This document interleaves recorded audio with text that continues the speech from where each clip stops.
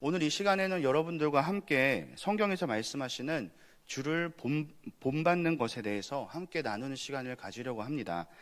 하나님께서는 이 세상을 말씀으로 창조하셨습니다.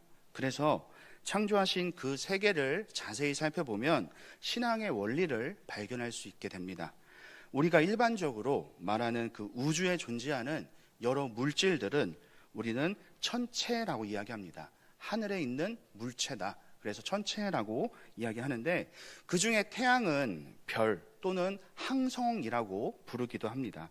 그 이유는 그 태양은 스스로 핵융합 반응을 통해서 스스로 빛을 내는 천체이기 때문입니다. 빛을 내는 다른 별들도 이와 같은 것이라고 할 수 있습니다.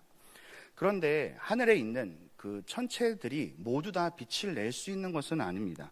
우리가 살고 있는 지구도 핵융합 반응이 일어나지 않고 있기 때문에 사실 스스로 빛을 낼 수 없는 것입니다.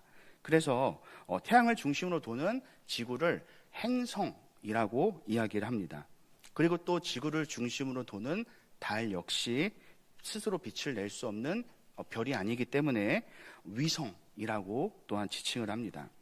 하지만 우리가 밤하늘을 올려다보면 스스로 빛을 내는 별들보다도 달의 빛이 더 환하고 은은하게 우리에게 비춰질 때가 있습니다. 스스로 빛을 만들어낼 수는 없지만 달에게서 우리가 빛을 발견할 수 있는 이유는 달은 태양이 주는 그 빛을 반사하여서 빛을 내는 반사체이기 때문에 어두운 밤하늘을 환하게 밝힐 수 있는 것입니다. 달이 빛을 내는 이 원리를 우리가 기억하면서 오늘 본문을 함께 살펴보았으면 좋겠습니다. 오늘 본문은 바울이 데살로니가 교회 성도들에게 보낸 편지입니다. 이들에 대해서 생각을 할 때 바울이 얼마나 기뻤는지 성경을 통해서 우리가 발견할 수 있게 되는데, 2절과 3절의 말씀을 제가 읽겠습니다. 우리가 너희 모두로 말미암아 항상 하나님께 감사하며 기도할 때에 너희를 기억함은 너희의 믿음의 역사와 사랑의 수고와 우리 주 예수 그리스도에 대한 소망의 인내를 우리 하나님 앞에서 끊임없이 기억함이니라고 이야기합니다. 2절을 보면 바울이 데살로니가 교회를 생각하는 것만으로도 하나님께 감사하는 그러한 교회였습니다. 단지 몇몇 사람이 뛰어나서 그러했던 것이 아니라 성경을 보면 너희 모두로 말미암아 항상 하나님께 감사했다라고 이야기합니다. 여기서 바울이 이야기하는 모두, 항상, 감사라는 것을 감사라는 세 단어에 대해서 기억하셨으면 좋겠습니다. 그런데 왜 바울은 데살로니가 교회 성도들을 향해서 감사함을 느꼈던 것일까요? 그 답은 3절에서 우리가 발견할 수 있는데, 데살로니가 교회 성도들은 믿음의 역사와 그리고 사랑의 수고, 소망의 인내를 가지고 있었기 때문입니다. 믿음의 역사라고 하는 것은, 역사는 과거가 모여서 이루는 것이기 때문에 현재 그들의 상태를 이야기한다라고 할 수 있습니다. 그리고 또 사랑은 수고를 수반하는 것을 우리가 알고 있습니다. 소망이라는 것은 미래를 기반으로 하는데, 그 미래에 있는 그 소망을 우리가 미래에 있을 그 소망을 우리가 기대하면서 나아가기 때문에 당연히 필요한 것은 인내라는 것입니다. 그래서 종교 개혁자 중에 유명한 존 칼빈은 이 세 가지, 믿음, 소망, 사랑, 이 세 가지를 참된 기독교에 대한 간략한 정의다라고 이야기를 했습니다. 어떻게 보면 기독교에 있어서 가장 중요한 세 가지 단어라고 한다면 믿음, 소망, 사랑이라고 할 수 있는 것이죠. 그런데 데살로니가 교회는 이 세 가지 믿음과 사랑과 소망을 가지고 있는 교회다운 교회, 참다운 교회였던 것입니다. 데살로니가 교회가 믿음과 사랑, 소망을 가지고 교회다운 교회가 될 수 있었던 과정을 바울은 세 단계를 거쳐서 이야기를 하고 있습니다. 먼저 첫 번째로 복음이 데살로니가 교회에 이르렀다라고 이야기를 합니다. 그런데 그것이 말로만 이룬 것이 아니라 능력과 성령과 큰 확신으로 되었다라고 성경에서 이야기합니다. 데살로니가전서 1장 5절을 제가 읽겠습니다. 이는 우리 복음이 너희에게 말로만 이른 것이 아니라 또한 능력과 성령과 큰 확신으로 된 것임이라. 우리가 너희 가운데서 너희를 위하여 어떤 사람이 된 것은 너희가 아는 바와 같으니라 라고 말합니다. 데살로니가 교회의 출발점이 무엇일까요? 바로 바울이 이야기하는 복음이 그들에게 다다랐을 때 데살로니가 교회가 시작될 수 있었습니다. 출발할 수 있었던 것이죠. 복음은 사실 그냥 전해지는 것이 아닙니다. 그냥 가만히 있어도 복음이라는 것이 알아서 움직이는 것이 아니라 누군가 말로 전해야지 복음이 다른 이들에게 전해질 수가 있습니다. 그런데 그 복음, 다른 이들의 입을 통해서 전해진 그 복음이 전파가 되면 자연스럽게 따라오는 것이 있는데 그것은 바로 복음의 능력이 함께 따라가게 된다는 것입니다. 그리고 복음을 전하는 자의 마음속에는 큰 확신으로 이제 전파가 되는데 이 모든 것들이 가능하게 되는 것은 바로 성령님께서 복음의 역사와 복음의 그 사역에 함께 하시기 때문입니다.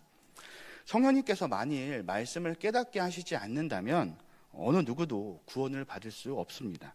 그래서 바울은 데살로니가 교회에 복음이 전해진 것이 단순하게 말로만 그들에게 전해진 것이 아니라 바로 성령님의 능력과 큰 확신을 통해서 복음이 전해졌다라고 이야기했던 것입니다. 다시 말하면 성령님의 그 놀라운 역사를 통해서 데살로니가 교회가 세워졌던 것입니다. 두 번째로 바울이 이야기하는 데살로니가 교회에 복음이 전해지는 그 과정은 복음이 먼저 데살로니가 교회에 이르렀고 그리고 그 다음에 데살로니가 교인들이 하나님의 말씀으로 그것을 받았다라는 내용입니다. 6절의 말씀을 제가 읽겠습니다. 또 너희는 많은 환난 가운데서 성령의 기쁨으로 말씀을 받아 우리와 주를 본받은 자가 되었으니라고 이야기합니다. 데살로니가 교회는 사실 순탄한 교회는 아니었습니다. 그 안에 많은 고난들이 존재했습니다. 그 이유는 데살로니가전서 2장 14절을 보면 알 수 있는데 제가 읽겠습니다. 형제들아 너희가 그리스도 예수 안에서 유대에 있는 하나님의 교회들을 본받은 자가 되었으니 그들이 유대인들에게 고난을 받음과 같이 너희도 너희 동족에게서 동일한 고난을 받았느니라 라고 이야기하고 있기 때문입니다. 데살로니가 교회는 동족들에게 같은 유대인들에게 고난과 환난을 당했던 그러한 교회지만 그들에게 말씀이 임하게 되었을 때 단순하게 그들은 보고 듣는 것에서 끝나는 것이 아니라 말씀을 그냥 보고 듣는 것에서 끝나는 것이 아니라 성령님의 기쁨으로 그 말씀을 받아들였던 교회였던 것입니다. 말씀이 우리 안에 임하게 되었을 때 우리는 참된 기쁨을 누리게 됩니다. 말씀을 듣는 것 자체만으로도 우리의 마음속에 기쁨이 생겨나게 되고 그리고 또 말씀을 통해서 하나님이 나를 얼마나 사랑하시는지 우리가 발견하게 될 때 우리의 마음속에 또한 기쁨이 생겨나게 됩니다.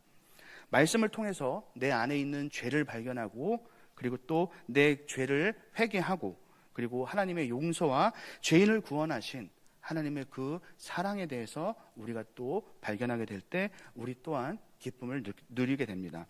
그렇기 때문에 복음을 받아들인 사람은 언제나 기쁨을 누리며 이 땅을 살아갈 수밖에 없는 것이죠. 그렇기 때문에 이 자리에 계신 우리 모든 성도님들 역시 기쁨을 누리며 이 땅을 살아가시길 간절히 소망합니다. 데살로니가 교회 성도들은 말씀을 받는 것에서 더 나아가서 말씀이 가리키는 예수 그리스도를 본받는 자 그리고 사도들을 본받는 자가 되었습니다.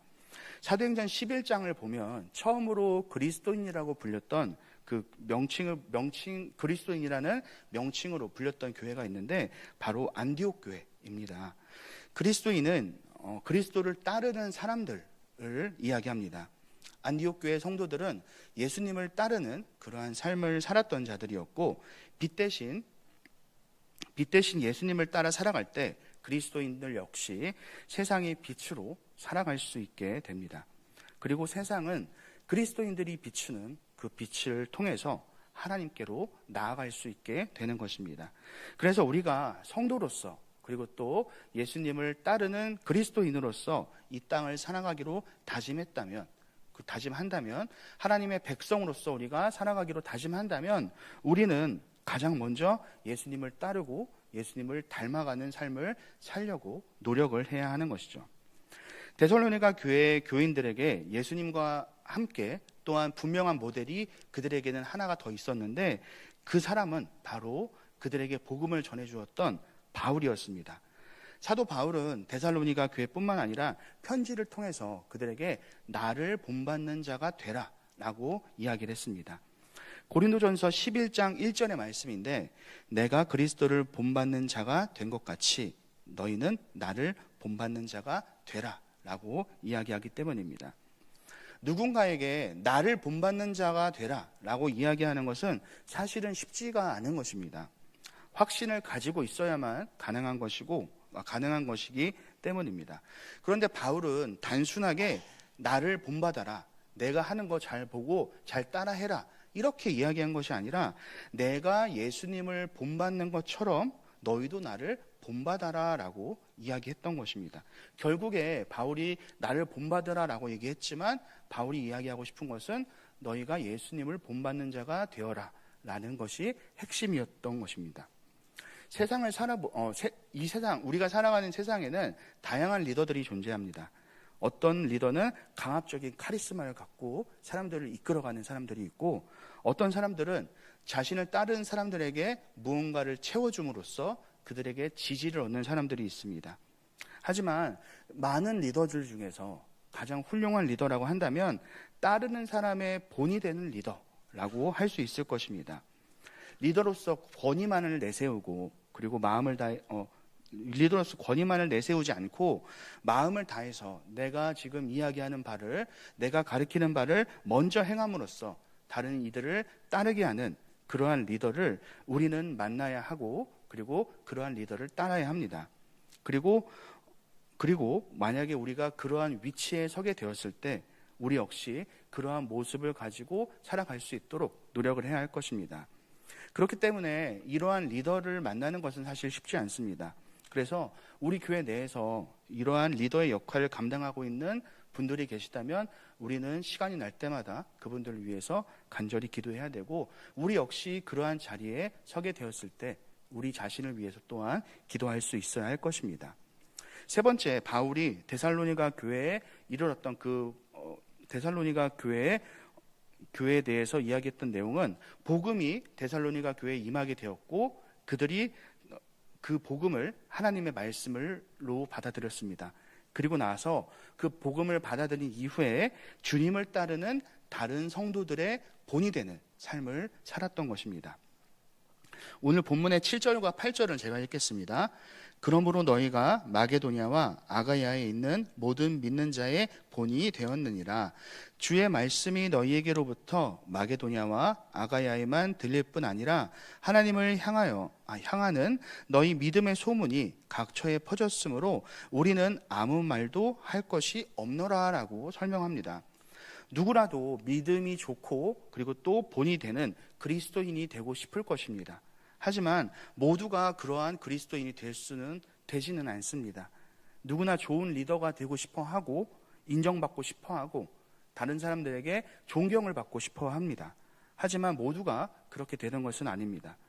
데살로니가 교인들처럼 말씀을 있는 그대로 받고 예수님과 사도들을 진심으로 본받으려고 하는 삶을 살아갈 때 어느새 나도 모르게 다른 사람의 본이 되는 그러한 삶을 살아가고 있게 되는 것입니다. 이것은 매우 중요한 문제인데 우리가 어릴 적부터 신앙생활을 하는 것도 매우 중요합니다. 어릴 적부터 어린 아이 때부터 제자 훈련이라고 철저하게 다양한 책 그리고 또한 다양한 말씀으로 교육받는 것도 매우 중요합니다. 그리고 교회에서 많은 프로그램에 참여하는 것 그리고 또 교회의 다양한 역할로 봉사를 하는 것 역시 중요합니다. 그런데 우리에게 있어서 가장 중요한 것, 이 많은 것들 역시 중요하지만 그보다도 그 중에서도 가장 으뜸이 되는 것은 바로 우리가 진심으로 말씀을 받고 예수님을 닮아가려는 그러한 모습을 갖는 것입니다. 아무리 우리가 최고의 성경 공부를 하고 매일 우리가 새벽 기도를 나와서 기도하고 매일 우리가 말씀을 보고 큐티를 한다고 할지라도 만일 우리의 삶 속에서 그리스도의 향기가 나타나지 않는다면 그 모든 어떤 것으로도 우리에게는 유익이 되지 않는 것이고 어쩌면 우리가 행동하는 그 수많은 것들은 단지 나의 만족을 위해서 하는 그러한 종교 행위에 불과할 수밖에 없기 때문입니다. 우리는 8절에서 데살로니가 교회 성도들의 모습처럼 우리의 소문이 각 처에 전해질 만큼 예수님을 실제로 닮아가는 삶을 살기 위해 노력해야 할 것입니다. 마지막으로 복음이 데살로니가 교회에 이르렀고, 그리고 데살로니가 교회 성도들은 전해진 그 복음을 말씀으로 받아들였습니다. 그리고 그 말씀으로 받아들인 성도들은 이제 주님을 본받는 삶을 살기로 되었는데, 이제는 그들의 삶을 통해서 이제 하나님을 전하는 그러한 복음을 전하는 사람이 되었던 것입니다. 본문의 9절과 10절을 제가 읽겠습니다. 그들이 우리에 대하여 스스로 말하기를 우리가 어떻게 너희 가운데 들어갔는지와 너희가 어떻게 우상을 버리고 하나님께로 돌아와서 살아계시고 참되신 하나님을 섬기는지와 또 죽은 자들 가운데서 다시 살리신 그의 아들이 하늘로부터 강림하실 것을 너희가 어떻게 기다리는지를 말하니 이는 장래의 노하심에서 우리를 건지시는 예수시니라 라고 얘기합니다. 복음이란 무엇일까요? 오늘 말씀처럼 예수님의 죽으심과 부활하심이 바로 복음의 핵심이라고 할 수 있습니다. 그런데 데살로니가 교인들은 자신의 삶을 통해서 이 복음을 증거하는 모습을 보였습니다. 그것이 가능했던 이유, 그들이 복음을 다른 이들에게 전할 수 있었던 것은 바로 예수님의 재림, 예수님께서 이 땅에 다시 오심을 그들은 분명히 알고 있었고 거기에 대한 확신이 있었기 때문입니다. 하나님 나라가 임할 때까지 복음을 우리의 삶의 가장 중요한 가치로 명심하면서 부활의 증인으로 살았던 그러한 데살로니가 교회 성도들처럼 마지막 시대에 주님의 재림을 기다리며 땅끝까지 이르러 주님의 증인이 되고자 하는 우리 모두의 모델이 되기를 바랍니다. 그리고 또 우리도 후에 누군가에게 믿음의 본이 되는 그러한 모습을 갖출 수 있었으면 좋겠습니다. 오늘 설교는 어느 한 이야기를 하면서 오늘 설교에는 한 이야기를 소개하려고 하는데, 미국의 작가인 너세니얼 호슨이 쓴 큰 바위 얼굴이라는 이야기입니다. 미국의 어느 작은 마을에 큰 바위 얼굴이라고 불리는 거대한 얼굴의 바위산이 있었다라고 합니다.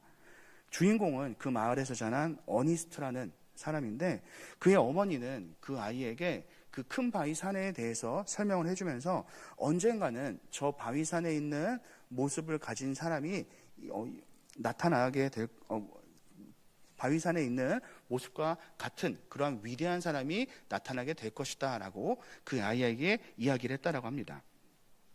그래서 어니스트 역시 전설대로 어린 시절부터 청년, 장년, 노년에 이르기까지 다양한 사람들을 만나게 되면서 그들이 큰 바위 얼굴의 사람인가 라고 확인을 했다라고 합니다. 그런데 결과적으로 이 4명의 인물들은 그가 기대했던 사람이 아니었습니다. 이 이야기의 결론은 결국 큰 바위 얼굴을 닮은 사람은 다른 누군가가 아니라 바로 어니스트였다라는 사실입니다.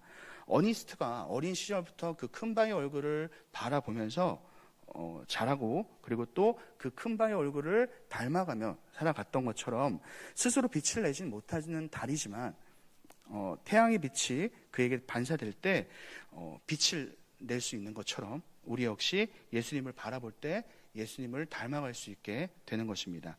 이 사실을 반드시 기억하여서 우리 개개인으로 보면 연약하고 부족한 존재들이지만 빛 대신 예수님을 바라보면서 닮아가기 위해 살아가기 위해 노력하는 그러한 모습을 보일 때 하나님께서는 하나님의 형상으로 지음받은 우리를 다시 회복시키시고 우리를 통해서 하나님의 역사를 완성해 나가실 것입니다. 오늘 말씀을 마무리하기 전에 마태복음 5장 16절의 말씀을 제가 읽겠습니다. 이같이 너희 빛이 사람 앞에 비치게 하여 그들로 너희 착한 행실을 보고 하늘에 계신 너희 아버지께 영광을 돌리게 하라. 우리의 인생은 가치관에 따라서 달라지게 되기 때문에 그리스도를 본받는다라는 것은 성도들에게 있어서 가장 중요한 것일 것입니다. 기독교가 세상을 변화시키기 위해서 기독교인이 대통령이 되어야지 세상을 변화시킬 수 있는 것이 아닙니다. 교회가 많은 돈이 있어야지 세상을 변화시킬 수 있는 것이 아니고, 교회가 불치병을 낫게 하고 그리고 신기하고 놀라운 그러한 기적들이 나타나야지 세상을 변화시킬 수 있는 것이 아닙니다. 우리가 이 세상을 변화시킬 수 있는 것은 우리를 통해서 예수 그리스도가 선포가 될 때, 우리의 말과 우리의 삶을 통해서 예수님을 전하게 될 때 비로소 세상은 변해갈 수 있게 될 것이고, 그리고 기독교를 바라보는 시선 역시 달라지게 될 것입니다. 여러분들 모두 마음속에 계신 그 예수 그리스도의 그 빛을 있는 그대로 세상에 전하시기를 바라고, 그리고 이 땅에서 하나님 나라를 완성해 나아가는 우리 경산교회 성도님들이 되시기를 주님의 이름으로 축원합니다. 아멘.